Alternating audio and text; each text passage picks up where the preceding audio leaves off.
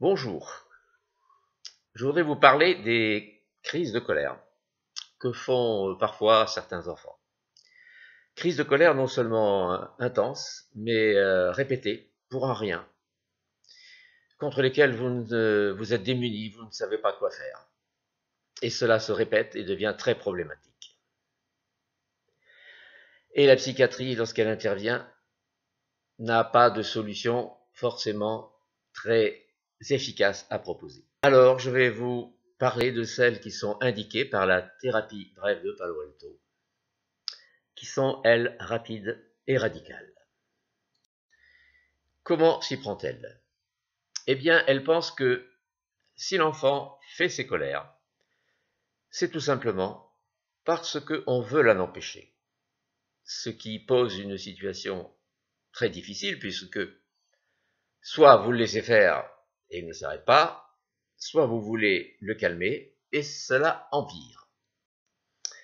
Alors bien sûr, ce n'est pas conscient dans la tête de l'enfant, mais c'est comme ça que ça se passe.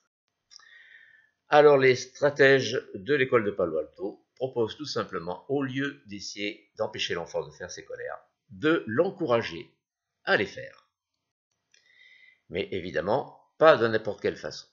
Au moment où l'enfant rentre en fureur, au lieu d'essayer de l'empêcher, de l'y pousser, en lui disant « Vas-y, crie plus fort, trépine plus fort, saute en l'air, allez, serre les poings, vas-y, vas-y.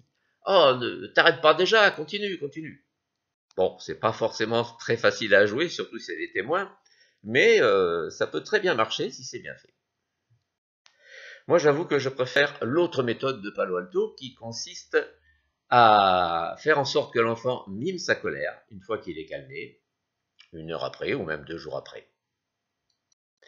Vous allez avec lui dans un endroit calme et là, vous lui demandez de crier, de trépigner, de taper, à condition qu'il fasse de mal à personne, de lancer des coussins, etc., de hurler, de pleurer, exactement comme il a fait.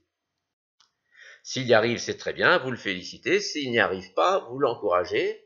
Et puis, bon, de toute façon, vous arrêtez au bout d'un temps identique à la véritable crise. Et puis, vous lui demandez de refaire ça 2 ou 3 fois dans les jours suivants. Cette méthode, que je pratiquais préférentiellement lorsque j'exerçais, était très efficace. Et les parents, et surtout les mamans, aimaient bien parce qu'elle était douce. Alors, si vous avez un gamin de cet ordre, et si le cœur vous en dit, vous pourrez essayer. J'espère que les renseignements que je vous donne par cette vidéo seront suffisants pour cela, et qu'il retrouvera son calme et sa gentillesse fondamentale. Voilà, je vous souhaite bonne chance.